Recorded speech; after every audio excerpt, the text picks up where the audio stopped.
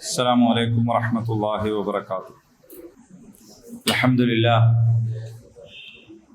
الذي هدانا لهذا وما كنا لنهتدي لولا أن هدانا الله.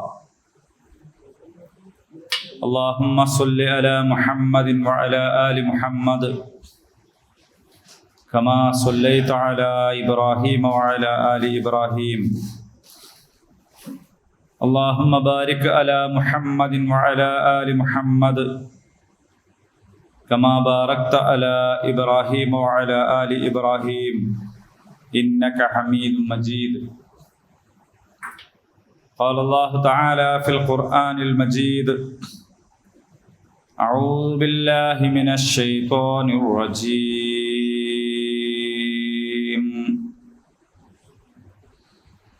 إن الذين يكتمون ما أنزلنا من البينات والهدى من بعد ما بيناه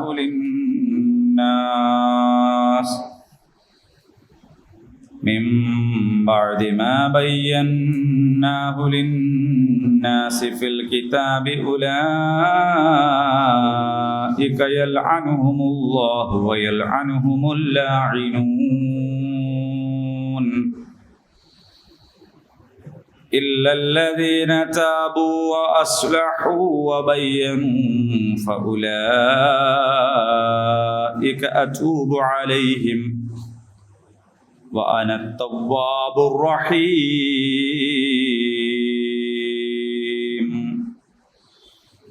إن الذين كفروا وماتوا وهم كفار أولئك عليهم لعنة الله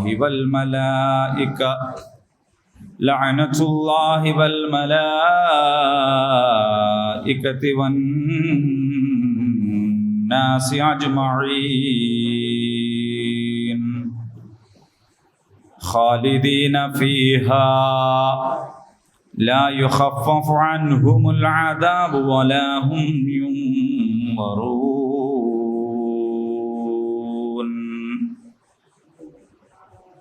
صدق الله العظيم. സൂറ അൽ ബഖറയിലെ 158 വരെയുള്ള ആയത്തുകൾ ഇതിനകം നമ്മൾ മനസ്സിലാക്കി കഴിഞ്ഞു. ഇന്ന സഫാ വൽ മർവത മിൻ ശാഇരില്ലാഹ്, തീർച്ചയായും സഫയും മർവയും ഒക്കെ അള്ളാഹുവിൻ്റെ അടയാളങ്ങളിൽപ്പെട്ടതാണ്. ഫമൻ ഹജ്ജൽ ബൈത്ത് അവ ഇഅ്തമറ, ആരെങ്കിലും ഹജ്ജ് നിർവഹിച്ചാൽ അല്ലെങ്കിൽ ഉംറ നിർവഹിച്ചാൽ ഫലാ ജുനാഹ അലൈഹി, അവൻ്റെ മേൽ കുറ്റമില്ല, അൻ യതവഫ ബിഹിമാ, അവക്കിടയിൽ പ്രദക്ഷിണം നടത്തുന്നത്. വമൻ തതവ്വഅ ഖൈറൻ ഫഇന്നല്ലാഹ ശാക്കിറുൻ അലീം. ആരെങ്കിലും സ്വന്തം തന്നെ നന്മ ഉദ്ദേശിക്കുകയാണെങ്കിൽ, കൂടുതൽ നിർവഹിക്കുകയാണെങ്കിൽ, നിശ്ചയമായും അള്ളാഹു എന്താണ്? നന്ദിയുള്ളവനും എല്ലാം അറിയുന്നവനുമാണ്, അത് അംഗീകരിക്കുന്നവനാണ്. ഇത്രയുമാണ് നമ്മൾ മനസ്സിലാക്കിയത്. അപ്പൊ അള്ളാഹു ഷാക്കിർ എന്ന് പറഞ്ഞാൽ എന്താന്നൊക്കെ വിശദമായിട്ട് പറഞ്ഞിട്ടുണ്ടായിരുന്നു. ഇനി ഇന്നല്ലദീന, ഇന്ന എന്ന് പറഞ്ഞാൽ എന്താ അർത്ഥം? നിശ്ചയമായും. അന്ന, ഇന്ന എന്നൊക്കെ പറഞ്ഞാൽ അല്ലദീന ഒരു കൂട്ടർ, ഇന്നല്ലദീന നിശ്ചയമായും ഒരു കൂട്ടർ, യക്തുമൂന മറച്ചു വെക്കുന്നു, കത്തമ എന്ന് പറഞ്ഞാൽ മറച്ചു വെച്ചു.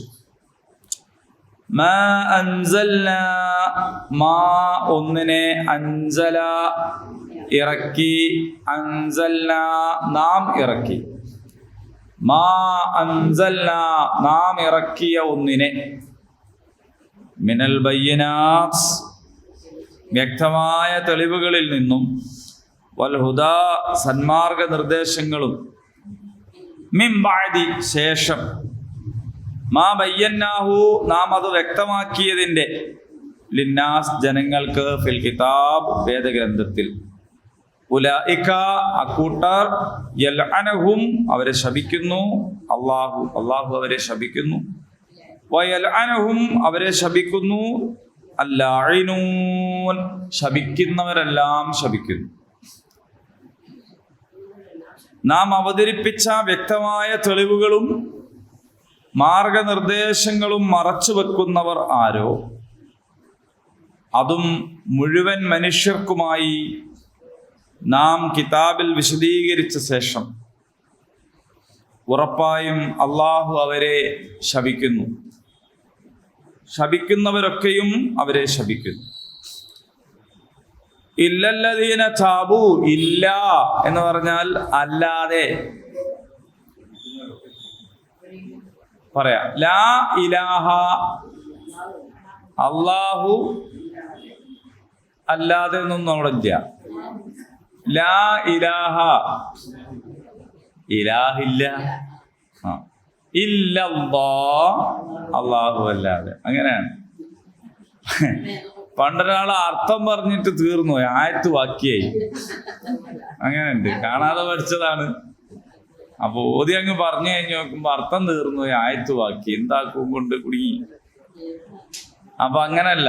ലാ, അങ്ങനെ നിങ്ങൾ പറയരുത്. കാരണം നിങ്ങൾ ഇതൊക്കെ പഠിക്കുന്ന ആൾക്കാരാണ്. ലാ എന്ന് പറഞ്ഞാൽ ഇല്ല, ഇലാഹ് എന്ന് പറഞ്ഞാൽ ഇലാഹില്ല എന്നാണ്. ഇല്ല അല്ലാതെ, അല്ലാഹു അല്ലാഹു അല്ല. അപ്പൊ ഇല്ല എന്ന് പറയുന്നത് നമ്മൾ പഠിച്ച കാര്യമാണ്. അത് പറയാനാണ് ഞാനിപ്പോ ഇത് പറഞ്ഞു. ഇല്ല അല്ലാതെ. അപ്പോൾ ഇവിടെ എന്താണ് പറയുന്നത്? ഇല്ല അല്ലാതെ, അല്ലെങ്കിൽ ഒഴികെ. അല്ലദീന, ഒരു കൂട്ടർ. താബൂ, അവർ പശ്ചാത്തപിച്ചു. അപ്പൊ ഇല്ലല്ലദീന താബൂ, പശ്ചാത്തപിച്ചവരൊഴികെ എന്നാണ്. വഅസ്ലഹൂ, അസ്ലഹ നന്നാക്കി. വഅസ്ലഹൂ നന്നാക്കിയവർ.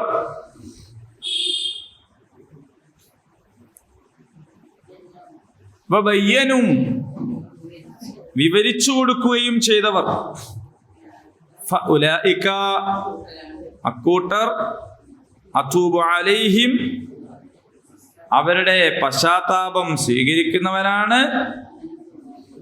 വഅന ഞാൻ, നാം എന്നാണ്. അത്തവ്വാബുർ റഹീം ധാരാളമായി പശ്ചാത്താപം സ്വീകരിക്കുന്നവനും അർ-റഹീം കരുണാനിധിയുമാകുന്നു. ഇന്ന നിശ്ചയമായും, അല്ലദീന ഒരു കൂട്ടർ, കഫറു നിഷേധിച്ചു. കഫറ നിഷേധിച്ചു. ഇന്നല്ലദീന കഫറു അവർ സത്യത്തെ നിഷേധിച്ച ഒരു കൂട്ടരാണ് അല്ലേ. വമാതു അവർ മൗത്തായി. മാതു അവർ മരിച്ചുപോയി. വഹും അവർ ആയിരിക്കെ, കുഫാർ നിഷേധികളായിരിക്കെ. കാഫിറിന്റെ ജംആണ് കുഫാർ. ഉലൈക കൂട്ടര്, അലൈഹിം അവരുടെ മേലുണ്ട്, ലഅനത്തുല്ലാഹ് അല്ലാഹുവിന്റെ ശാപം. ലഅന ശപിച്ചു. വൽ മലായിക മലക്കുകളുടെയും, വന്നാസ് അജ്മഈൻ വന്നാസ് ജനങ്ങളുടെയും, അജ്മഈൻ മുഴുവൻ. ഒരുമിച്ചു കൂട്ടി എന്നുള്ളതല്ല, മുഴുവൻ ജനങ്ങളുടെയും. ഖാലിദീന ഫീഹാ, ഖാലിദീന ഫീഹാ അതിൽ അവർ ശാശ്വതരായിരിക്കും. ലാ യുഖഫഫു ലഘൂകരിക്കപ്പെടുകയില്ല. അൻഹും അവർക്ക്, അൽ അദാബ് ശിക്ഷ. വലാഹും അവരല്ല, യുൻളറൂൻ എന്താണ്, നീട്ടിക്കൊടുക്കുന്ന, ഇട നൽകുന്ന എന്നർത്ഥം. അത്രയാണ് ഉള്ളത് കേട്ടോ. ഇനി നമുക്കതിൻ്റെ ചെറിയ വിശദീകരണങ്ങളിലേക്ക് പോവാം. അപ്പൊ നമ്മൾ എന്താണ് പറഞ്ഞുകൊണ്ടിരിക്കുന്നത് എന്നുള്ളതിനെ കുറിച്ചിട്ട് എല്ലാവർക്കും ഓർമ്മ ഉണ്ടാവണം, എന്നാലാണ് ഇത് വേഗം മനസ്സിലാവുക അല്ലേ. ഇസ്രായേൽ സമൂഹത്തിന്റെ സ്ഥിതിഗതികളെക്കുറിച്ചൊക്കെ പറയുകയും അവരുടെ പ്രവർത്തനങ്ങളെ നിരൂപണം നടത്തുകയും അവരിൽ നിന്ന് നമുക്ക് പാഠമാകുന്നതിന് വേണ്ടി ചില മുന്നറിയിപ്പുകളൊക്കെ നൽകുകയും ഒക്കെ ചെയ്തിരിക്കുന്ന ഒരു പശ്ചാത്തലമാണ്. അവിടെയാണ് പിന്നീട് ഖിബില മാറ്റം സംഭവിക്കുന്നത്. ഖിബില മാറ്റം എന്ന് പറഞ്ഞാൽ നിസ്കരിക്കുമ്പോൾ തിരിഞ്ഞിക്കാനുള്ള ഒരു സ്ഥലം മാറി എന്നതല്ല. അങ്ങനെയല്ല അതിനെ അവിശ്വാസികളും കണ്ടത്. നിസ്കരിക്കുമ്പോൾ തിരിഞ്ഞിക്കുന്ന സ്ഥലം മാറി എന്നുള്ളത് ശരി തന്നെ, പക്ഷെ അത്ര പരിമിതമായ ഒരർത്ഥമല്ല അതിനുള്ളത്. അതുകൊണ്ടാണ് ഖിബില മാറ്റത്തോടുകൂടി അവിടുത്തെ സാമൂഹിക രാഷ്ട്രീയ അവസ്ഥകളും കാലാവസ്ഥകളൊക്കെ മാറിയത്. പശ്ചാത്തലം പെട്ടെന്ന് മാറി. അത് കഴിഞ്ഞ് വളരെ കുറഞ്ഞ ദിവസങ്ങൾ കൊണ്ട് തന്നെ ബദർ സംഭവിച്ചു. കാരണം മക്കയിൽ നിന്ന് നബി സല്ലല്ലാഹു അലൈഹി വസല്ലം സഹാബിമാരും പോയപ്പോൾ അവരെ പോവാൻ പറഞ്ഞേക്കാതെ പിടിച്ചു വെക്കുകയായിരുന്നു ചെയ്തിരുന്നത്, അല്ലേ? സാധാരണ നിലക്ക് ഇവർക്ക് ഇഷ്ടമല്ലാത്തൊരു കൂട്ടർ പോവുകയാണെങ്കിൽ അങ്ങ് പോയിക്കോട്ടെ എന്നാണല്ലോ വെക്കുക. പക്ഷെ അവരെന്തിനാ പിടിച്ചു വെച്ചത്? അവർക്ക് അറിയായിരുന്നു ഇവര് പോയി അങ്ങ് പോകാനല്ല പോണത്, ഇവരങ്ങ് പോയിക്കളയല്ല ചെയ്യുക, അവര് തിരിച്ചു വരാൻ വേണ്ടിയുള്ള പോക്കാണ് എന്നത് അവർക്കറിയാം. കാരണം മില്ലത്ത് ഇബ്രാഹിമാണ് ഞങ്ങൾ എന്നാണല്ലോ വിശ്വാസികളും അവകാശപ്പെടുന്നത്. അപ്പൊ മുശ്രിക്കുകൾ ഞങ്ങളാണ് ഇബ്രാഹിമിന്റെ ആൾക്കാർ എന്ന് പറയുമ്പോൾ അങ്ങനല്ല, ശരിക്കും ഞങ്ങളാണ് ഇബ്രാഹിമിന്റെ ആളുകൾ എന്ന് അവകാശപ്പെടുന്നവരാണല്ലോ. അപ്പൊ കഅബ അവിടെ ഉണ്ടല്ലോ, അവിടെ അള്ളാഹുവിന്റെ ഷിആറുകളൊക്കെ ഉണ്ടല്ലോ. അപ്പൊ ഇവരിങ്ങനെ പോയാൽ തന്നെയും ഇവരെന്ത് ചെയ്യും? തിരിച്ചു. പക്ഷെ മദീനയിലെത്തിയ, അല്ലെങ്കിൽ യസ്രിബ് പിന്നെ മദീനയായി, മദീനയിലെത്തിയ ആളുകളെ ഇവരെ നിരീക്ഷിച്ചു നോക്കുമ്പോൾ അവര് ബൈത്തുൽ മഖ്ദിസിലേക്കാണ് തിരിഞ്ഞു നിൽക്കുന്നത്. അപ്പോൾ ഒരു തീരുമാനത്തിലെത്തി. എന്താണ്? ഇവരെന്ത് ചെയ്തിരിക്കുന്നത്? മക്ക വിട്ടിരിക്കുന്നു. അവരിനി അങ്ങോട്ടാണ് തിരിയുന്നത്. അവരുടെ ദിശ അവിടെയാണ്. അപ്പൊ ഇനി എന്തെങ്കിലും ഉണ്ടെങ്കിൽ ഇത് ജൂതന്മാരും ക്രിസ്ത്യാനികളുമായിട്ട് ആയിക്കോളും, നമ്മളെ വിട്ടു എന്നാണ് അവര് കരുതി. എങ്ങനെ?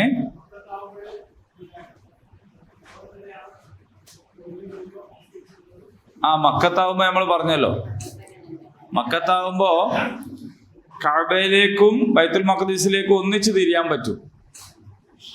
ഒരേ ദിശയില് കഅബനെ അടുക്കാക്കിയാൽ മതി. അതേ സമയത്ത് ഇവിടെ പറ്റൂല, രണ്ട് ഭാഗത്താ. അപ്പോ മസ്ജിദുൽ അഖ്സയിലേക്ക് തിരിഞ്ഞപ്പോ ഇവര് മനസ്സിലാക്കി നമ്മളെത്തുന്നത് പോയി. പക്ഷെ അപ്പോഴാണ് തിരിച്ചിങ്ങോട്ട് തന്നെ തിരിയുന്നത്, കിബില അങ്ങോട്ട് മാറി. അതോടുകൂടി അവർക്ക് എന്ത് മനസ്സിലായി? ഇത് അങ്ങനെയുള്ളൊരു പോക്കല്ല എന്ന് മനസ്സിലായി. നമ്മളിതിന്റെ ഉള്ളുകളികൾ അറിഞ്ഞ് വായിച്ചാലേ ഇത് തിരിയുള്ളൂ. ഞാൻ മുമ്പ് പറഞ്ഞതാണെങ്കിലും നിങ്ങൾക്ക് ഓർമ്മ ഉണ്ടാവില്ല എന്നൊരു ധൈര്യത്തിൽ ഒന്നുകൂടി പറയാം. അതെന്താന്ന് ചോദിച്ചാല്, നമ്മളെ നാട്ടിലൊരു മനുഷ്യൻ അങ്ങനെ ജീവിക്കുക, നല്ലൊരു മനുഷ്യനാണ്. അയാള് 40 വയസ്സായി. അപ്പൊ നല്ലൊരു കാലയളവാണല്ലോ ഒരു മനുഷ്യനെ കുറിച്ച് മനസ്സിലാക്കാനുള്ള. ഈ 40 വയസ്സിനിടയിൽ ഒരിക്കൽ പോലും അയാൾ മദ്യപിച്ചിട്ടില്ല, അയാൾ മയക്കുമരുന്ന് ഉപയോഗിച്ചിട്ടില്ല, ലഹരി പദാർത്ഥങ്ങൾ ഉപയോഗിക്കാത്തൊരു മനുഷ്യൻ. 40 വയസ്സ് പൂർത്തിയായ അന്ന് മൂപ്പര് എന്ത് ചെയ്യാന്ന് വെച്ചാൽ, നമ്മൾ ബസാറിൽ വന്നിട്ട് എല്ലാവരെയും വിളിച്ച് വരി എല്ലാവരും വരി, ഓരോ കുടുംബക്കാരെ പേരെടുത്ത് വിളിച്ചിട്ട്, ഇവിടെയുള്ള കാര്യപ്പെട്ട കുടുംബക്കാരൊക്കെ വിളിച്ച്, കാര്യപ്പെട്ട കുടുംബക്കാരെ ഞങ്ങളാന്ന് വിചാരിക്കുന്നുണ്ടാവും, എല്ലാവരുമാണ് നിങ്ങളൊക്കെ തന്നെ വിളിച്ച്, എനിക്ക് നിങ്ങളോടൊരു കാര്യം പറയാണ്ട്, ഞാൻ പറഞ്ഞാൽ നിങ്ങൾ വിശ്വസിക്കുമോ എന്ന് വെച്ചു. ഈ നല്ല മനുഷ്യനല്ലേ ഈ വിശ്വസിക്കുന്ന, എന്നാലേ കള്ളു കുടിക്കരുത്. മദ്യപാനം വളരെ മോശപ്പെട്ടൊരു കാര്യമാണ്. മദ്യപിച്ചാൽ അതിന് ഭയങ്കര ദോഷമുണ്ടാവും. ആളുകൾ എങ്ങനെ അതിനോട് പ്രതികരിക്കുക? ആളുകളാകപ്പാടെ ബേജാറാവുകയും എന്ത് പണിയാണ് ചെയ്തത്, ഈ ഞങ്ങളെ ഈനാണോ വിളിച്ചു കൂട്ടിയത്, പിന്നെ ഇജാതി വർത്താനം പറയരുത് എന്ന് പറഞ്ഞ് ശത്രുക്കളാവുകയാണോ ചെയ്യുക? അല്ലെങ്കിൽ അതിന് മോനെ ഈ എപ്പോഴെങ്കിലും ഒന്ന് കുടിച്ചു നോക്കിയാലല്ലേ എനിക്ക് ഇതിന്റെ കഥ തിരിയുള്ളൂ.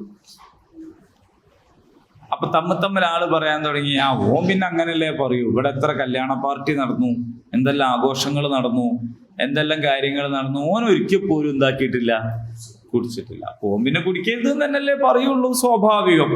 വെറുതെ നമ്മളെ നേരം പോയി പിരിഞ്ഞു പോവാന്നല്ലാതെ പിറ്റേന്നും അന്ന് രാത്രി സൂര്യൻ അസ്തമിക്കും, പിറ്റേന്നും സൂര്യൻ ഉദിക്കും. ഓൻ കുടിക്കാത്തവനായിട്ട് തന്നെ ഓൻ പോണുണ്ടാവും, കുടിക്കണവരായിട്ടും പോണുണ്ടാവും. ചിലപ്പോൾ ആരെങ്കിലും ഇതിൽ നിന്നൊരു പ്രചോദനം കിട്ടിയിട്ട് മാറി എന്നൊക്കെ വരാം. ഇത്ര അല്ലാതെ ഇതിലെന്തെങ്കിലും ഒരു അത്ഭുതമുണ്ടോ? ഇതിലെന്തെങ്കിലും ഒരു പ്രശ്നമുണ്ടോ? ഇതിലെന്തെങ്കിലും ഒരു മഹാസംഭവം ഉണ്ടോന്ന് ചോദിക്കണുണ്ടോ ഇല്ലേ എന്ന് പറയാനാണ്. ഇല്ല, നോർമൽ അല്ലേ? ഇനി നിങ്ങളിത് നേരെ മക്കത്തേക്ക് ഫിറ്റ് ചെയ്യും. അബ്ദുള്ളയുടെയും ആമിനയുടെയും മകനായിട്ട് മുഹമ്മദ് സല്ലല്ലാഹു അലൈഹി വസല്ലം ജനിച്ചു. ആ നാട്ടിൽ എന്തെല്ലാം ഗുരുമാല നടക്കുന്നത്. കഅബയുണ്ട്, അതിൻ്റെ ഉള്ളിലും വിഗ്രഹമുണ്ട്, പുറത്തും വിഗ്രഹമുണ്ട്. ഒരൊറ്റ വിഗ്രഹത്തിനെയും അതുവരെ ആരാധിച്ചിട്ടില്ലാത്ത ഒരാളാണ് മുഹമ്മദ് സല്ലല്ലാഹു അലൈഹി വസല്ലം. പണ്ടൊക്കെ അതിൻ്റെ മുമ്പിൽ ഉണ്ടായതിനും പിന്നെ മാറിയതല്ല. ഒരിക്കൽ പോലും ഒരു വിഗ്രഹത്തിൻ്റെ മുമ്പിലും തലകുമ്പിട്ടിട്ടില്ല. അവിടെ തവാഫൊക്കെ നടക്കുന്നുണ്ട്. വസ്ത്രം ഉരിഞ്ഞ് തവാഫ് ചെയ്താൽ കൂടുതൽ പുണ്യം എന്നുള്ള നിലക്ക് നമ്മളെ നാട്ടിലുണ്ടല്ലോ ഇപ്പം അങ്ങനത്തെ കുറെ സന്യാസിമാരൊക്കെ ഒന്നും എടുക്കാണ്ട് എടുക്കുക, എന്നിട്ട് എല്ലാവരും ഇങ്ങനെ പൂജിച്ചു. അത് ആ ജാഹിലിയത്തിന്റെ ബാക്കിയാണ്. അപ്പൊ ഇങ്ങനൊക്കെ വിശ്വസിച്ച് പല ജാതി കാര്യങ്ങളും നടക്കുന്നുണ്ട്. അതിനിടയിലാണ് ജീവിക്കുന്നത്. എന്നിട്ട് പോലും ഒരിക്കലും ഒരു തരം അനാചാരങ്ങളിലും പങ്കെടുക്കാത്ത ഒരു മനുഷ്യൻ. 40 വയസ്സായി. അദ്ദേഹമാണ് സഫാ കുന്നിലേക്ക് എല്ലാവരെയും വിളിക്കുന്നത്. വരി, നിങ്ങളെല്ലാവരും വരി, എനിക്ക് കാര്യം പറയാനുണ്ട്. മലന്റെ മുകളിൽ കയറിയുന്നത് എല്ലാവരും അവിടെ പോയി. അബൂലഹബ് വരെ പോയി. എന്ത് പറയാനാണ്? എന്നിട്ട് അദ്ദേഹം ചോദിച്ചത്, ഈ മലയുടെ പിറകിൽ നിങ്ങൾ ആക്രമിക്കാൻ ഒരു സൈന്യം വന്നു നിൽക്കുന്നുണ്ട് എന്ന് പറഞ്ഞാൽ നിങ്ങൾ വിശ്വസിക്കുമോ? ഉടനെ എല്ലാവരും സ്വാഭാവികമായിട്ടും പറഞ്ഞു, എന്താ വിശ്വസിക്കാതെ? ഞങ്ങളൊക്കെ വിശ്വസിക്കും, കാരണം നീ സത്യമല്ലേ പറഞ്ഞിട്ടുള്ളൂ, നീ കളവ് പറയണേ ഞങ്ങൾ കേട്ടിട്ടില്ല, നീ ആരാണ്? അൽ അമീനാണ്. അല്ല, ആരെങ്കിലും ഉണ്ടോ? സൈന്യം എന്തോ ഉണ്ടോ? അപ്പോഴാണ് അദ്ദേഹം ലാ ഇലാഹ ഇല്ലല്ലാഹ് പ്രഖ്യാപിക്കുന്നത്. അപ്പൊ ആ ലാ ഇലാഹ ഇല്ലല്ലാഹ് എന്ന് പറയുന്നതിന്റെ അർത്ഥം, നിങ്ങളിങ്ങനെ വിഗ്രഹത്തിന്റെ മുമ്പിൽ തലകുമ്പിടാതിരിക്കുകയും അള്ളാഹുവിനോട് മാത്രം പ്രാർത്ഥിക്കുകയും ചെയ്യണം എന്നത് മാത്രമായിരുന്നെങ്കിൽ അവിടെ ആർക്കെങ്കിലും ദേഷ്യം പിടിക്കുമോ? അവിടെ എന്തെങ്കിലും ഒരു അത്ഭുതം നടക്കുമോ?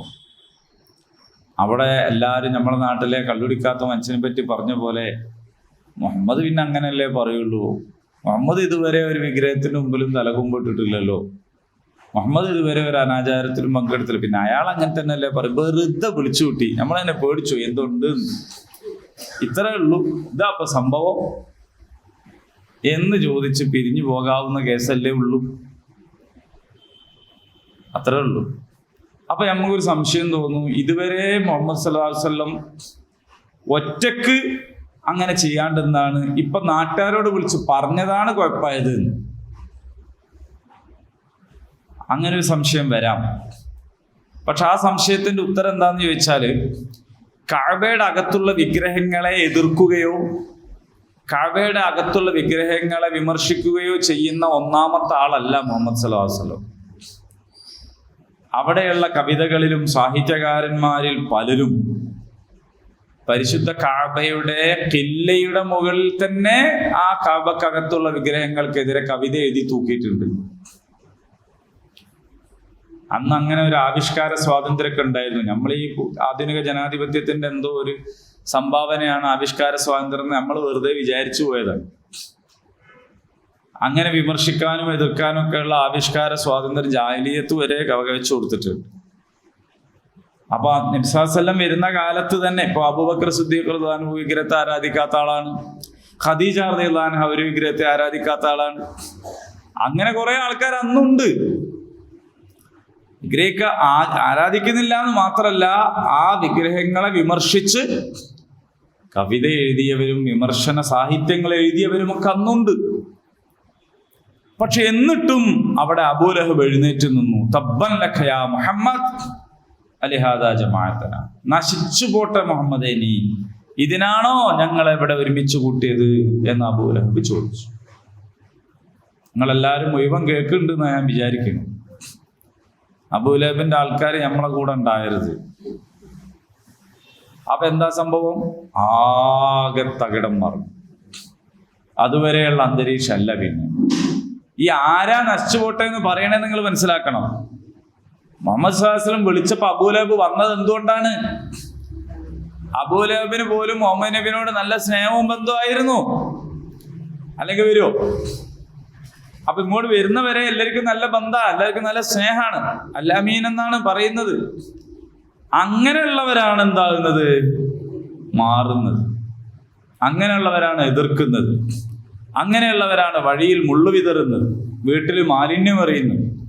എന്ന് പറഞ്ഞാൽ അവർക്ക് മനസ്സിലായി ഇത് മുഹമ്മദ് സല്ലല്ലാഹു അലൈഹി വസല്ലം ഇതുവരെ ചെയ്യാത്ത ഒരു ആരാധനാ കാര്യം നിങ്ങളോട് ചെയ്യരുത് എന്ന് പറയണതിന് മാത്രമല്ല അവിടെ വിളിച്ചു കൂട്ടിയത്.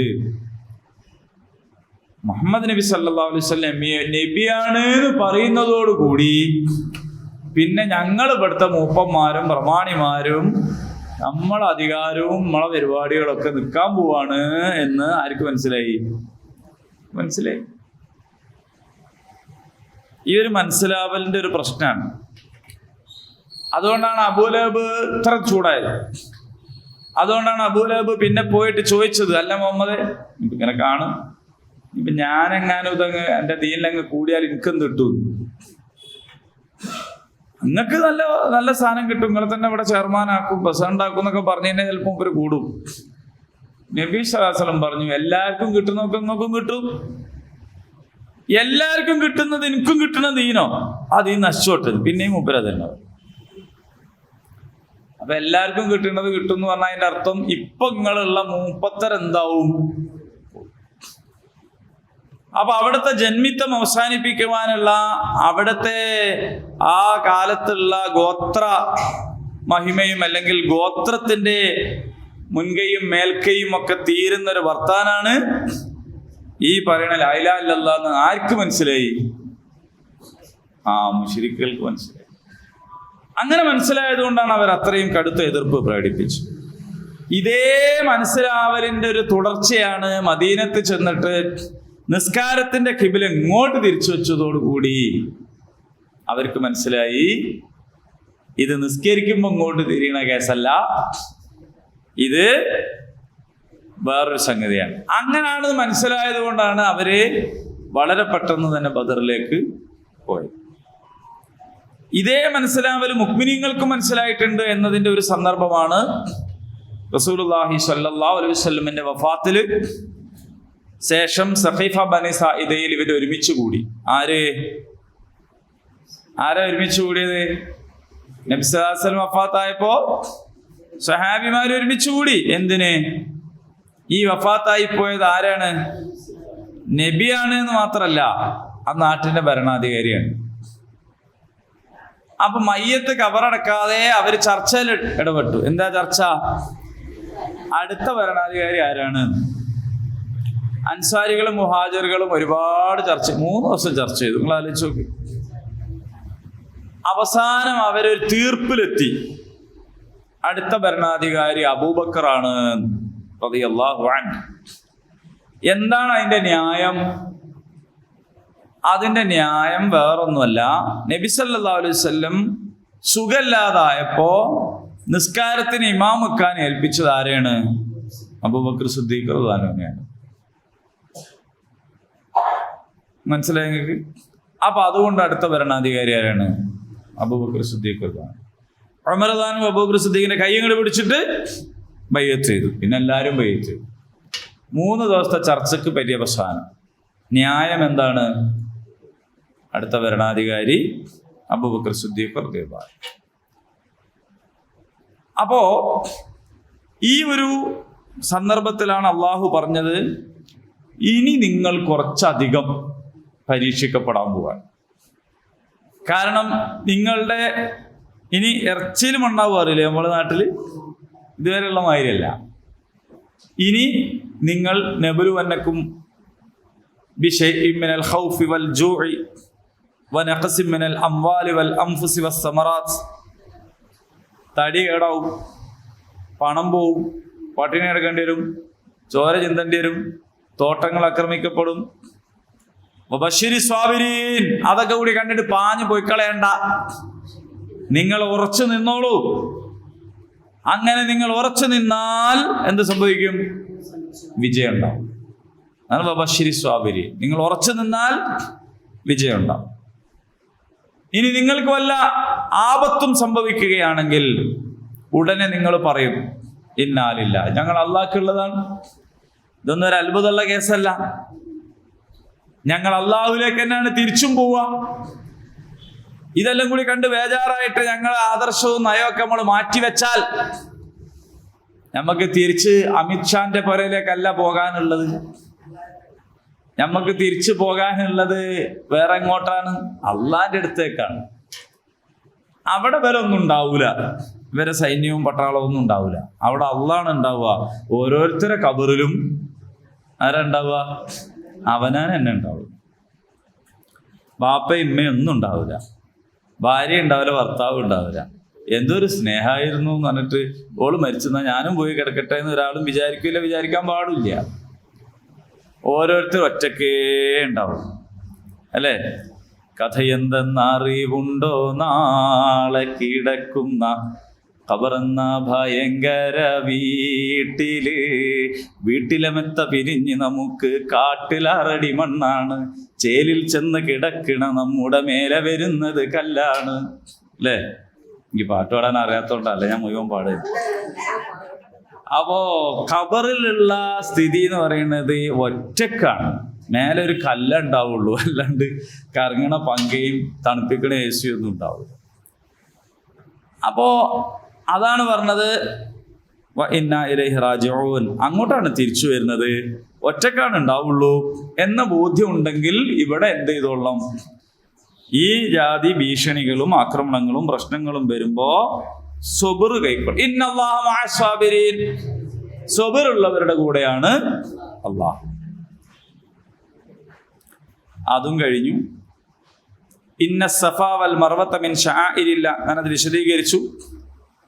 ഇനി അതിനെ തുടർന്ന് പറയാണ്, ഇന്നല്ലദീന യക്തുമൂന മാ അൻസൽനാ മിനൽ ബയ്യിനാത്ത്.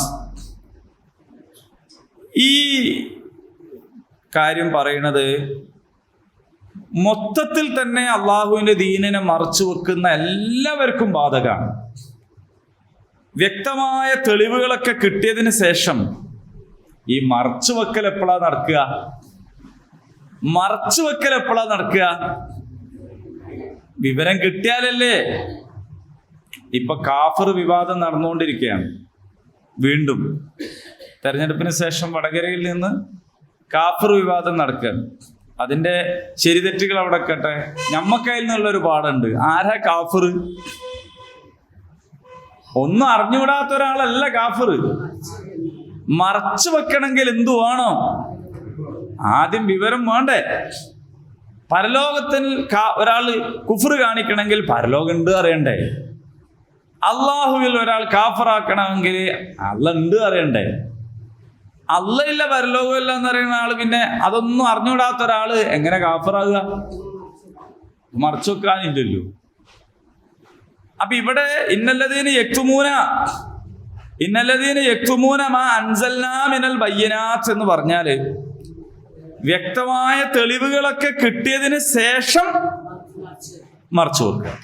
വൽ ഹുദാ, സന്മാർഗവും മറച്ചു വെക്കുക. അപ്പൊ ഇത് കാര്യം മനസ്സിലായിട്ടും ഭൗതികമായ താല്പര്യങ്ങൾക്ക് വേണ്ടി ഇൽമിനെ മറച്ചു വെക്കുന്ന എല്ലാവർക്കും ബാധകമാണ്. എന്നാൽ സവിശേഷമായി ഇവിടെ ഇത് ബാധകമാകുന്നത് വേദക്കാരായ ആളുകൾക്കാണ്. കാരണം അവരെ കുറിച്ചാണ് നമ്മളിപ്പോൾ ചർച്ച ചെയ്തുകൊണ്ടിരിക്കുന്നത്. അപ്പോൾ ഈ സൊഫ പ്രത്യേകമായതാണ് എന്നും മർവ പ്രത്യേകമായതാണ് എന്നൊക്കെ ഉള്ള വിവരം ആർക്കുണ്ട്?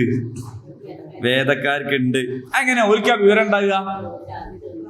ഓൽക്ക് എങ്ങനെ ഇത് ആദ്യം അറിയാം? എങ്ങനെ അറിയാം? അവരുടെ വേദത്തിൽ മർവയെ സംബന്ധിച്ചുണ്ട്. എന്താണ് മർവയെ സംബന്ധിച്ചുള്ളത്?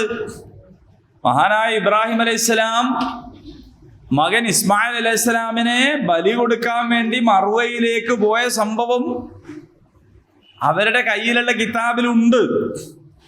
പക്ഷെ അവരെന്ത് ചെയ്തു? അത് മറച്ചു വെച്ചു എന്ന് പറഞ്ഞാൽ അതിൽ കൃത്രിമം കാട്ടി ചെറിയ ചില വെട്ടിത്തിരുത്തൽ നടത്തിയിട്ട് ഈ മർവ എന്ന് പറയുന്ന സ്ഥലത്തിന്റെ പേര് ചെറുതായിട്ടൊന്നും ഇങ്ങനെ തിരിച്ചു വെച്ചിട്ട് അത് ഫലസ്തീനിലാണ്, മനസ്സിലായോ? അർക്കാൻ കൊണ്ടുപോയത് ഇസ്ഹാക്കിനാണ്. ആളെയും മാറ്റി സ്ഥലവും മാറ്റി. എന്തിനാ മാറ്റിയത്? ഇസ്മായിലിനെയാണ് അർക്കാൻ കൊണ്ടുപോയത് എന്ന് പറഞ്ഞാൽ അവര് ഹാജർ റളിയല്ലാഹു അൻഹയെ അംഗീകരിക്കേണ്ടി വരും. അവരെ ഹാജർ റളിയല്ലാഹു അൻഹയെ അംഗീകരിക്കുന്നില്ല. കാരണം എന്താണെന്ന് ചോദിച്ചാൽ അത് വേറെ കുലമാണ്, ഗോത്രമാണ്, വേറെയാണ്, വംശം വേറെയാണ്. അവർ വംശീയതയുടെ ആൾക്കാരാണ്. അപ്പൊ അവർക്ക് ഇസ്രയേലിയരായിട്ട് എന്താവണം?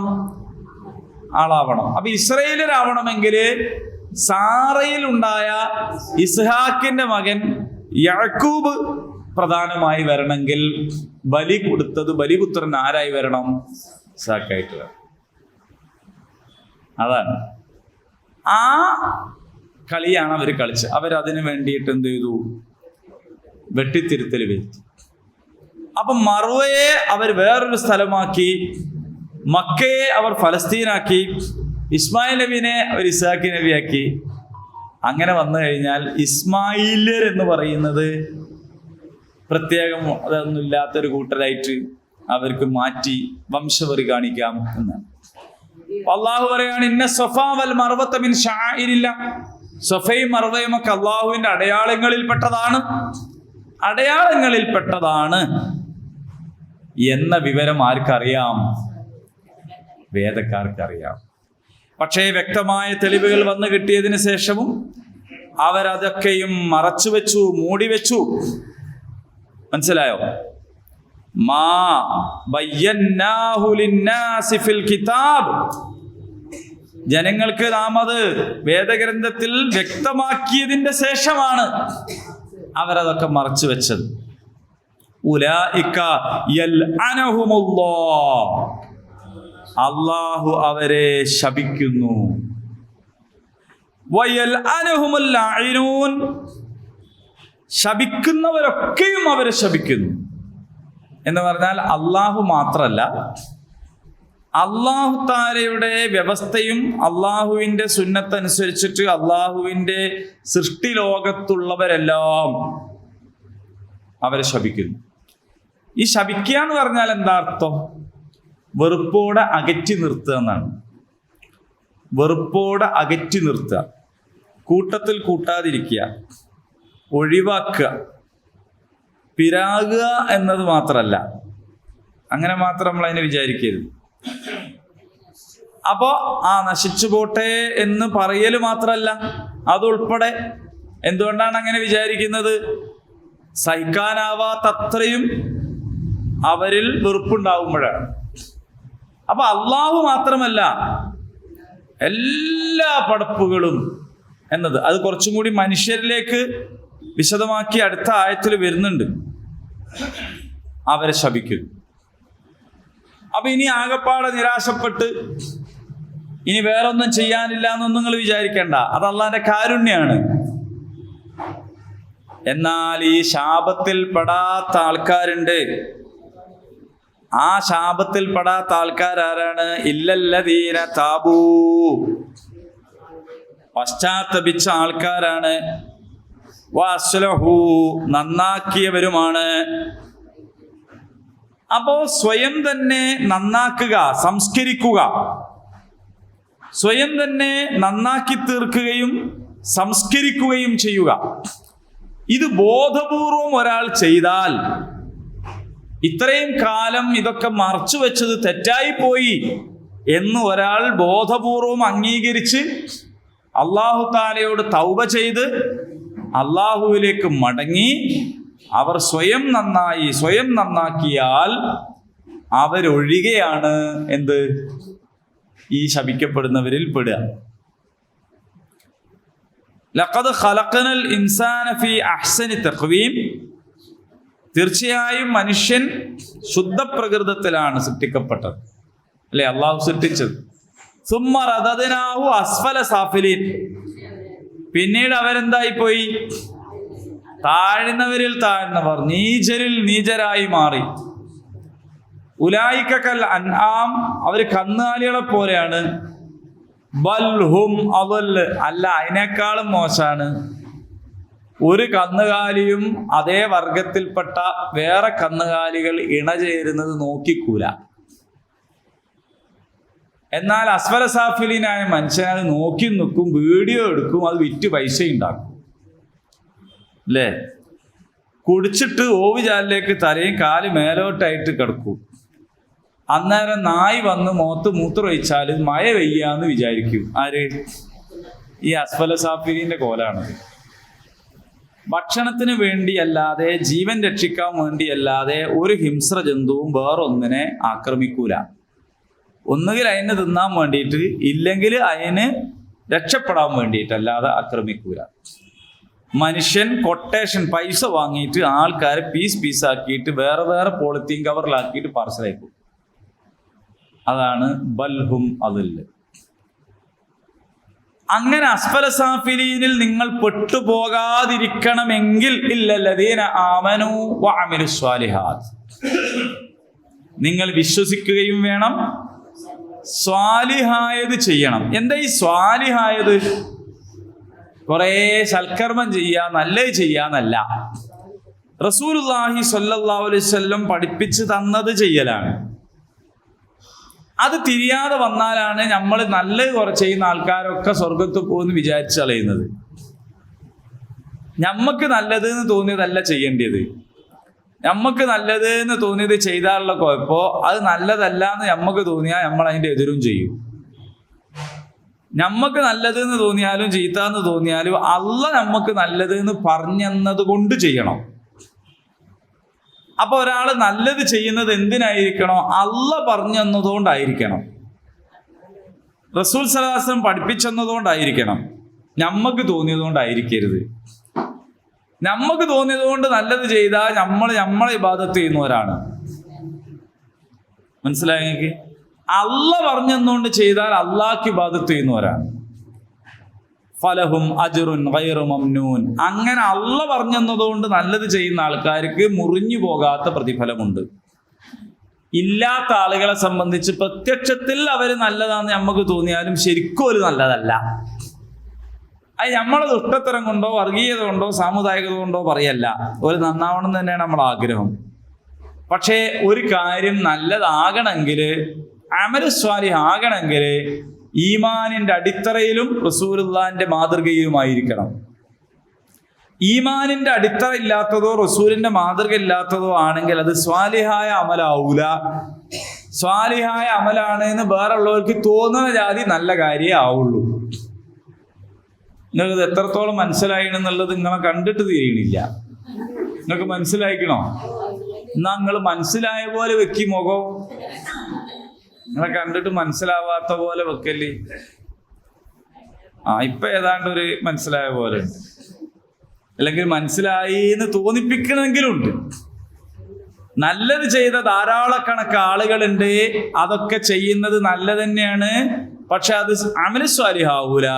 അമലു സ്വാലിഹ് ആവണമെങ്കിൽ ഈമാനിന്റെ അടിത്തറയിലായിരിക്കണം, റസൂലുള്ളാഹിന്റെ മാതൃകയിലായിരിക്കണം. ഈമാനിന്റെ അടിത്തറയിലും പ്രവാചക മാതൃകയിലും അല്ലെങ്കിൽ എന്ത് സംഭവിക്കും? ഇന്നിപ്പോ എനിക്ക് നല്ലത് എന്ന് തോന്നുന്നത് നാളെ നേരം വെളുത്ത് നല്ലതല്ല എന്ന് തോന്നിയാൽ ഞാൻ അതിന്റെ എതിരാവും. ഇതൊക്കെ തോന്നലല്ലേ? തോന്നലുകളാണ്. അതുകൊണ്ടാണ് കുറേ കാലം നല്ലതെന്ന് തോന്നുന്നത് ചെയ്തിട്ട് ചില ആൾക്കാർ പിന്നെ നല്ലതിലേക്കൊന്നുമില്ല. എന്ത് നമ്മൾ വെറുതെ കുറേ പണിയെടുത്തിട്ട് എന്ത് കാര്യം എന്നും ചോദിച്ച് പുരയിലിരിക്കുന്നത് കാണാം. എത്ര ആളുണ്ട്, എന്തോ കാരണം ഓൾത് നല്ല കാര്യങ്ങളൊക്കെ തന്നെ, പക്ഷെ അമലു സ്വാലിഹ് ആയിട്ടില്ല. അമലു സ്വാലിഹ് ആയിരുന്നെങ്കിൽ അങ്ങനെ പറയില്ല. ഫലഹും അജ്റുൻ ഗൈറു മംനൂൻ എന്നാണ് ഇവിടെ പറയുന്നത്. അല്ലാഹു തആല അറിയിച്ചു കൊടുത്ത തെളിവുകൾ അനുസരിച്ച് ഹിദായത്തും അതുപോലെ തന്നെ തെളിവുകളൊക്കെ മറച്ചു വെച്ചാൽ അല്ലാഹ് അവരെ ശപിക്കും. അല്ലാഹ് മാത്രമല്ല ശപിക്കുക, എല്ലാവരും ശപിക്കും. എന്നാൽ ഇല്ലല്ലദീന താബൂ, ആരാണ് പശ്ചാത്തപിച്ചവർ, അസ്ലഹു. കണ്ടങ്ങള്, ഈ അസ്ലഹിന്റെ അടുത്ത് നിന്നാണ് ഞാൻ സ്വാലിഹിന്റെ അടുത്തേക്ക് പോയത്. എന്ന് പറഞ്ഞാൽ നന്നാക്കുക എന്ന് പറഞ്ഞാല് എന്താ നന്നാക്കല്? നന്നാക്കുക എന്ന് പറഞ്ഞാല് അള്ളാന്റെ കൽപ്പന അനുസരിച്ചിട്ടുള്ള ഒരു സംഗതിയായിരിക്കും. അള്ളാന്റെ കൽപ്പനയാണ് പ്രധാനം എന്നതാണ്. അള്ളാന്റെ കൽപ്പനയാണ് പ്രധാനം, അതനുസരിക്കലാണ് പ്രധാനം. ഇപ്പൊ ഹജ്ജ് സീസണാണ്. ഹജ്ജിന്റെ സമയത്തൊക്കെ ഇത് ശരിക്കും ഇങ്ങോട്ട് പ്രകടമാക്കി തരികയാണ്. ചോദ്യം ചെയ്യാതെ അനുസരിച്ച് ചുറ്റാൻ പറഞ്ഞപ്പോൾ ചുറ്റന്നെ.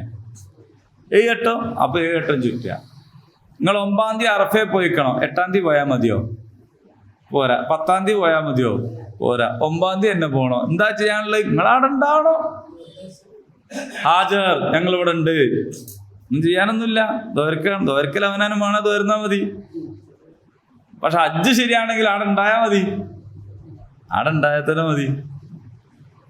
പിന്നെ രാത്രി മുസ്ദലിഫയില് അവിടെ ഉണ്ടായാൽ മതി. അപ്പൊ ഇങ്ങനെ ഓർഡർ തരികയാണ്, നമുക്ക് ഷീട്ടിട്ട് തരികയാണ്. എന്താണ്? 9-ാം തീയതി എന്നെ അറഫയെ കാണണം, അന്ന് രാത്രി മുസ്ദലിഫയെ കാണണം, 10-ാം തീയതി നീ ജംറയിൽ എത്തിക്കൊള്ളണം, അവിടെ എറിയണം. പിന്നെ എന്ത് ചെയ്യണോ? ഇനി അവിടെ പോയിട്ട് 7 വട്ടം ചുറ്റണം, 7 വട്ടം അപ്പുറത്തും ഇങ്ങോട്ടും നടക്കണം. തലയെല്ലാം മുടിയൊന്നും വെച്ചക്കണ്ട, അങ്ങ് പഠിച്ചാള്, പെണ്ണുങ്ങളോട് വെട്ടിക്കാളി. എന്നിട്ട് മിനയിൽ അവിടെ ഒരു ടെൻ്റ് ഉണ്ടാക്കി അവിടെ പോയി കുത്തിരിച്ചോളി. ആടിരിക്കുകയാണ്. പിറ്റേ നിങ്ങൾ പോയിട്ട് ഇന്നലെ 1-ൽ അറിഞ്ഞ് എന്നാ 3-എണ്ണത്തിൽ എറിഞ്ഞോളി. അതിൻ്റെ പിറ്റേന്ന് പിന്നെയും 3-എണ്ണം എറിഞ്ഞോളി. അതിൻ്റെ ഇടയ്ക്ക് നിങ്ങൾ ബലി ഇറക്കണം. പിന്നെ 13-ാമത്തെ ദിവസം എറിയ. അപ്പോൾ ആദ്യത്തെ ദിവസം എറിഞ്ഞപ്പോൾ ഇബ്ലീസ് അവിടെ ഉണ്ട്. 2-ാം ദിവസം പിന്നെയും എറിയാണ്, പിന്നെയും എറിയാണ്. അപ്പോൾ അല്ലാഹ് ഇനി മതി, നിങ്ങൾ പോയിക്കോളി. പക്ഷെ നിങ്ങൾ പോയാലും എന്ത് ചെയ്യണമെന്നറിയോ? ഈ എറിഞ്ഞത് ഓർമ്മ ഉണ്ടാകണം. നമ്മളൊരു 10-12 മണി വരെ പഠിക്കുന്ന കുട്ടീനോട് പറയും, മോനെ ഇനി പൂട്ടിച്ച് ഉറങ്ങിക്കും, പക്ഷെ രാവിലെ നേരത്തെ എണീച്ചിട്ട് ഒന്നുകൂടി വായിച്ചാൽ മതി. ഇനി പോയി ഉറങ്ങിക്കോ പറഞ്ഞാൽ ആ ഉറക്കം ഉറങ്ങി പരീക്ഷ ചെയ്താണ്ട് ഉറങ്ങാനല്ല. തൽക്കാലം ഇപ്പോൾ 1 മണിയായി, ഇനി ഉറങ്ങിക്കോ എന്നാണ് അല്ലേ? അപ്പൊ 10-ന് പറഞ്ഞു, 15-ന് പറഞ്ഞു, 12-ന് പറഞ്ഞു, 13-ന് പറഞ്ഞു. ഇനി നിങ്ങൾ പൊയ്ക്കോ, വലിയ തിരക്കുണ്ടേ 12-ന് തന്നെ പൊയ്ക്കോളി. പക്ഷെ പിന്നെ ഈ ഓർമ്മ വേണം, ഞാൻ ഇതിന് എറിഞ്ഞ ആളാണ്. പിന്നെ അതിൻ്റെ തോളിൽ കയറ്റിട്ട് പോയരുത്. ഇത് അനുസരണം അല്ലാണ്ട് വേറെന്താ?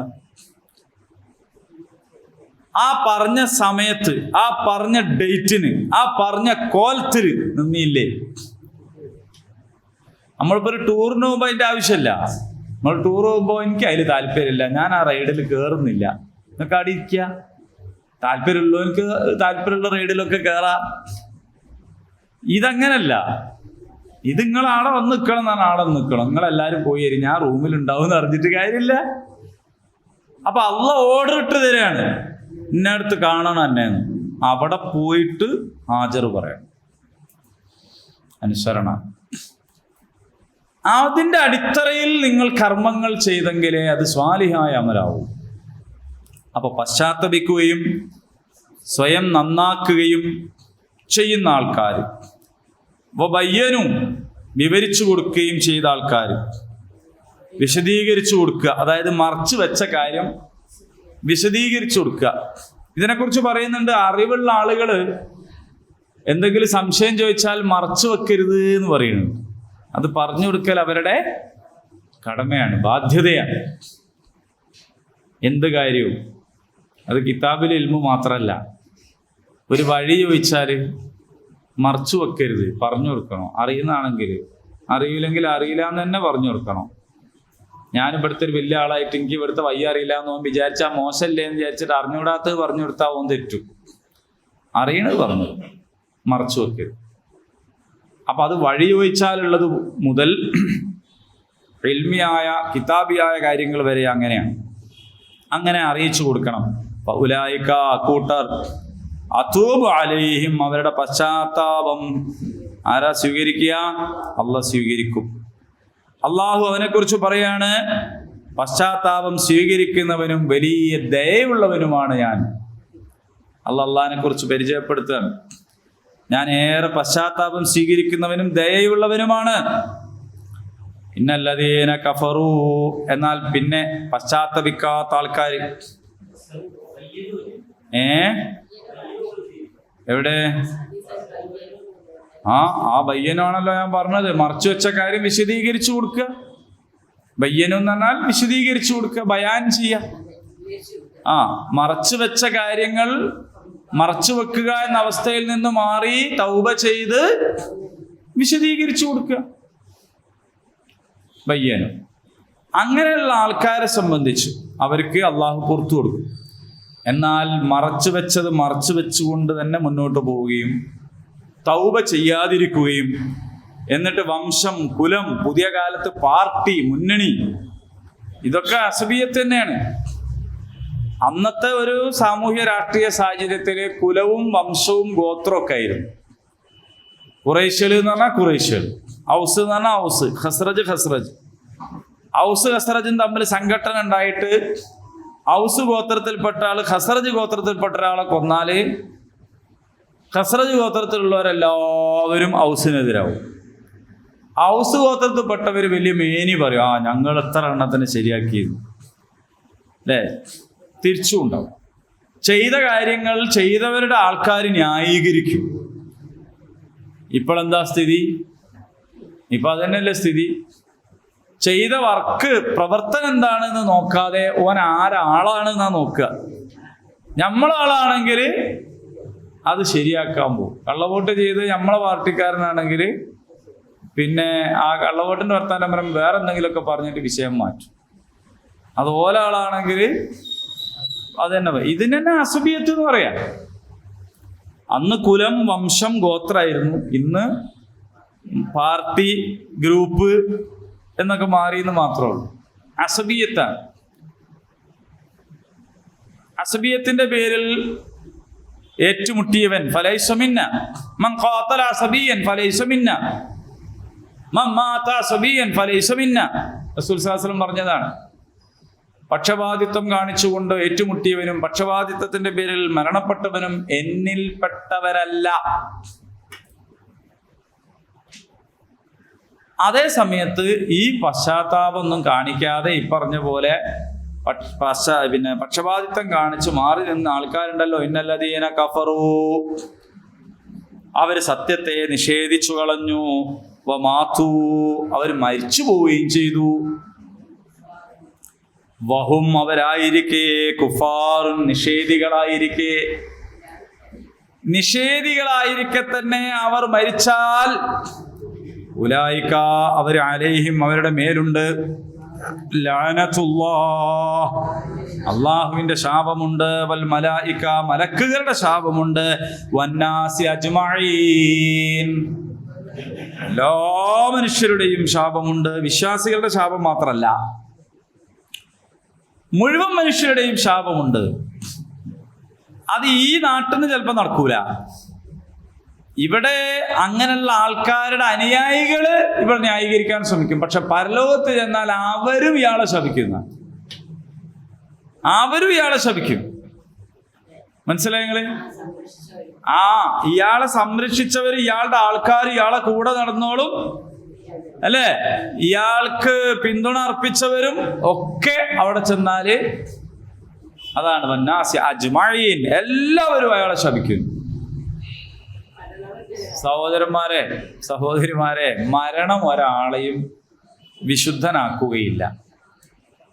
നമ്മളിപ്പോ തൽക്കാലം മരിച്ചാൽ അയാളെ പറ്റി മോശമൊന്നും പറയൂല എന്നേ ഉള്ളൂ. പക്ഷെ അയാളെ മോശത്തരം മരിച്ചു എന്നുള്ളതുകൊണ്ട് ഇല്ലാണ്ടാവൂല.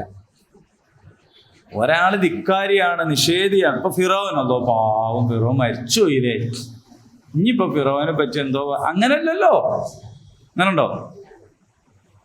അബൂജഹൽ, അബൂജഹൽ മരിച്ചുപോയി. മരിച്ചു പോയതോട് കൂടിയിട്ട് ബഹുമാനപ്പെട്ട അബൂജഹലിന്റെ ത്യാഗപൂർണമായ ജീവിതത്തെക്കുറിച്ച് ഞാൻ എന്തു പറയാനാണ്. അദ്ദേഹം ചെയ്ത സേവനങ്ങൾ, അറബ് ഗോത്രങ്ങളുടെ ഇസ്സത്ത് നിലനിർത്താൻ വേണ്ടി. അപ്പൊ അബൂജഹൽ മരിച്ചാൽ ഉണ്ടാകുന്ന ഒരു അനുശോചനം അങ്ങനെയായിരിക്കും. അറബ് ഖുറൈശികളുടെ ഇസ്സത്ത് നിലനിർത്താൻ വേണ്ടി ജീവിതം സമർപ്പിച്ച ഒരു ത്യാഗിവര്യനായിരുന്നു നമ്മുടെ മരണപ്പെട്ടു പോയ ബഹുമാന്യനായ അബൂജഹൽ. അദ്ദേഹത്തിന്റെ സംഭാവനകളെ കുറിച്ച് പറയുകയാണെങ്കിൽ എനിക്ക് വാക്കുകൾ കിട്ടുന്നില്ല. അബൂജഹൽ തന്നെയാണ്. അബൂജഹൽ തന്നെയാണ്. നമ്മളെ സഖാവ് പറഞ്ഞില്ലേ, കുലംകുത്തി തന്നെയാണ്. അത് അന്നേരം പറയാൻ പാടുണ്ടോ ഇല്ലേ വേറൊരു സംഗതിയാണ്. അത് മരിച്ച സമയത്ത് പറയേണ്ട വർത്താനല്ല എന്നുള്ളതാണ് പ്രശ്നം. മരണം ഒരാളെയും വിശുദ്ധനാക്കുകയില്ല. നിഷേധിയായിക്കൊണ്ടാണ് ഒരാൾ മരിക്കണതെങ്കിൽ മരിച്ചാൽ നമ്മക്ക് അയാളോട് എന്ത് തോന്നും? സ്വാഭാവികമായിട്ടും ഒരു സഹതാപം തോന്നും. എനിക്ക് നിഷേധികളും ഒക്കെ മരിക്കുമ്പോൾ കൂടുതൽ ബേജാറ് തോന്നലുണ്ട്. എന്തിനാന്ന് വെച്ചാൽ പടച്ചോനെ ഓൾക്ക് മാറാനുള്ളൊരു ചാൻസിന് മുമ്പ് ഓല് മരിച്ചു പോയല്ലോ എന്നതാണ്. പ്രത്യേകിച്ച് യുക്തിവാദികളൊക്കെ മരിച്ചാൽ എനിക്ക് മറ്റോലും മരിക്കണതിനെക്കാട്ടിലും ബേജാറാണ്. മുഅ്മിനീങ്ങൾ മരിച്ചാൽ നമുക്ക് ധൈര്യത്തിൽ പോയിട്ട് പോരേന്നും പറയുകയും ചെയ്യാം, നിങ്ങൾ ബേജാറാകണ്ട, സ്വർഗത്ത് നിന്ന് കാണാലോ. സ്വർഗമല്ല അറിവല്ല ഏതാടാ അള്ളാന്ന് ചോദിക്കണ ഒരുത്തം മരിച്ചാൽ നമ്മൾ എന്താ പോയി പറയാ? ഒന്നും പറയാനില്ല. അപ്പോൾ ഓരോ കാര്യത്തിൽ നമുക്ക് സഹതാപുണ്ട്. പക്ഷെ ഒരാൾ നിഷേധത്തിൽ ജീവിക്കുകയും നിഷേധിയായി തന്നെ മരിക്കുകയും മരണത്തിന് മുമ്പ് തൗബ ചെയ്യാതിരിക്കുകയും ചെയ്താൽ എന്താണ്? അള്ളാഹുവിൻ്റെ ശാപമുണ്ട്, മലക്കുകളുടെ ശാപമുണ്ട്, എല്ലാ മനുഷ്യരുടെയും ശാപമുണ്ട്. അതുകൊണ്ട് മലക്കുൽ മൗത്ത് വരുന്നതിന്റെ മുമ്പ് മാറിക്കോളീന്നാണ്. അബൂ താലിബ് പറഞ്ഞല്ലോ, മുഹമ്മദ് ഈ പറയണതൊക്കെ ശരി തന്നെയാണ്, പക്ഷെ ഞാൻ ഇത്രയും കാലം ഇപ്പം ഇങ്ങനെയൊക്കെ ജീവിച്ചിട്ട് ഇനിയിപ്പം ഞാനങ്ങ് മാറിയാല് നാട്ടുകാരിപ്പം എന്താ പറയാ? കാരണം ഖുറൈശികളുടെ ഒരു നേതാവൊക്കെ അതിനെല്ലാം ശരിയായിരുന്നു. പിന്നെ അവസാനം മൂപ്പരും മോൻ പറഞ്ഞതിനെ കൊണ്ട് മാറി, അങ്ങനെ പറഞ്ഞ ആളൂലേ എന്നതായിരുന്നു അദ്ദേഹത്തിന്റെ ബേജാറ്. ഇതായിത്തിട്ടില്ല അല്ലേ? നബീനെ സംരക്ഷിച്ചു. ചില ആൾക്കാരങ്ങനെ ഉണ്ട്, ദീനീ സംരംഭങ്ങൾക്ക് സഹായമൊക്കെ ചെയ്തു തരും. ഒരു ദീനീ പ്രവർത്തകനെ കണ്ടാൽ അയാൾക്ക് വേണ്ടിയതും ചെയ്തു കൊടുക്കും, എല്ലാം ചെയ്യും. അയാൾ ഉണ്ടാവൂല, കൂട്ടാനൊക്കെ നല്ലത്, അങ്ങോട്ട് വരണ്ടെന്ന് പറഞ്ഞിട്ട് മാറിക്കൂ. എന്നിട്ടോ എന്തിനാ മാറിക്കണ അറിയോ? ഞാനിപ്പോ ഇവരെല്ലാരെയും നേതാവൊക്കെ ആണല്ലോ, ഞാൻ ഇങ്ങനെയൊക്കെ ഉള്ള ഒരാളാണല്ലോ, ഞാനിപ്പോ മാറിയാല് അവസാന കാലത്ത് അയാൾ കാല് മാറിയെന്ന് മറ്റുള്ളവര് പറയണതല്ലല്ലോ ഖബറിൽ കിട്ടുക. മറ്റുള്ളവര് പറയണതൊന്നും ഖബറിൽ ഉണ്ടാവുക. ഈ പറഞ്ഞവൻ വരെ ഈ അജ്മഈനിൽ പെട്ട് ഓനും കൂടി പറയും പരലോകത്തെത്തിയിട്ട്, അല്ല പഹയ എനിക്ക് മാറിക്കൂടായിനോ. സാക്ഷാൽ ശൈത്താൻ തന്നെ പറയുന്നതാണ്, ഞാൻ നിങ്ങളെ മുകളിലൊരു സുൽത്താനിയത്തുള്ള ആളല്ലല്ലോ, ഒരധികാരം ഇല്ലല്ലോ, ഞാൻ പറഞ്ഞപ്പോഴേക്ക് നിങ്ങളെല്ലാം കൂടി പേക്കാൻ നിൽക്കണം. നിങ്ങൾക്ക് ബോധമൊന്നുമില്ലേ? അള്ളാഹ് നിങ്ങൾക്ക് ബുദ്ധിയും ബോധവും തന്നില്ലേനു ഇല്ലേ? ആ ബുദ്ധിയും ബോധം ഉപയോഗിക്കാണ്ട് ഞാൻ പറയുമ്പോഴേക്ക് നിങ്ങൾ ചാടല. ഓൻ പറഞ്ഞിട്ടാ നമ്മൾ ചാടിയേ പൊട്ടക്കിണറ്റിൽ നിന്നിട്ട് നിലവിളിക്കുമ്പോൾ ഓൻ കരക്കെന്ന് ചോദിക്കുക, അജ്ജി എന്ത് മനസ്സിലാടോ, എനിക്കറിഞ്ഞോടെ ഇതിൽ ചാടാൻ പറ്റൂല, എനിക്ക് ബുദ്ധിയും ബോധം. ഈ പറഞ്ഞ ഞാൻ പറയുമ്പോഴേക്ക് ഈ ചാടുക, എന്നാ അങ്ങ് കേറിക്കാള്, ഞാൻ പറഞ്ഞു കേറിക്കാള്, കയറാൻ കഴിയുമോ? ഒരാവേശത്തിന് ചാടിയാല് 10 ആവേശത്തിന് എന്ത് ചെയ്യാൻ പറ്റില്ല, തിരിച്ചറിയാൻ കഴിയില്ല. അപ്പൊ വന്നാസി അജ്മഈൻ, അവരെന്ത് ചെയ്യില്ല, എല്ലാവരുടെയും ശാപമുണ്ട്. ഖാലിദീന ഫീഹാ, അവരതെല്ലാ കാലവും അനുഭവിക്കാൻ പോവാണ്. ഖാലിദീന, അവരതിൽ നിത്യരായി. ഖാലിദ് എന്ന് പറഞ്ഞാൽ നിത്യൻ എന്നാട്ടോ.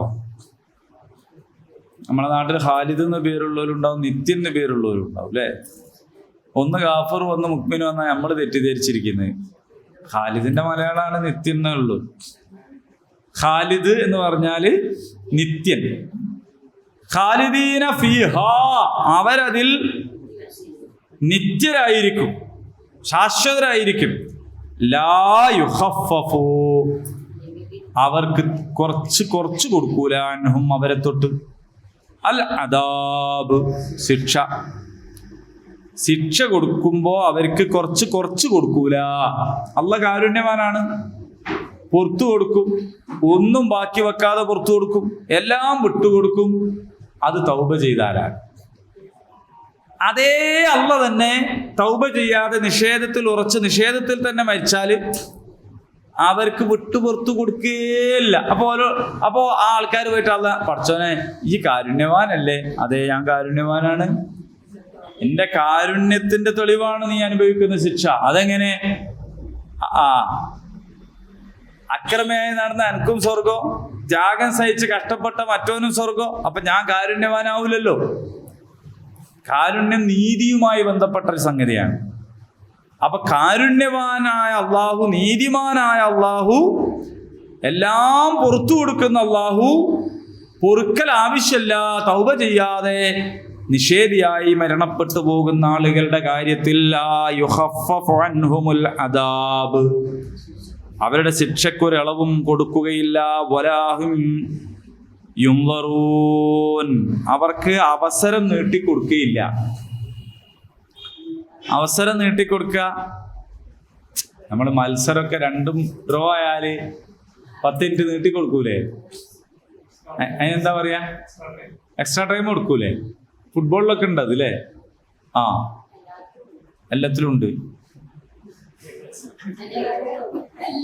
അല്ല, ടീച്ചർ ഒരു കാര്യം വെറുതെ പറയില്ലല്ലോ. അങ്ങനെ പക്ഷേ ഇട നൽകുകയില്ല. ഇപ്പൊ ചിലപ്പോ പറഞ്ഞ പോലെ ചില കേസിലൊക്കെ രണ്ടാളമ്മൽ തെറ്റുവെന്ന അവസാനം കുടുംബ കോടതിയിലൊക്കെ പോയാൽ സ്ഥിരമായിട്ട് അത് ഉണ്ടാവും. ഒക്കെ ശരിയാണ്, നിങ്ങൾ പറഞ്ഞു ശരി, ഇയാൾ പറഞ്ഞു ഒക്കെ ശരി, എന്നാലും നിങ്ങൾ ഒന്നുകൂടി ആലോചിച്ച് നോക്കി വരി. അപ്പൊ എന്താവും?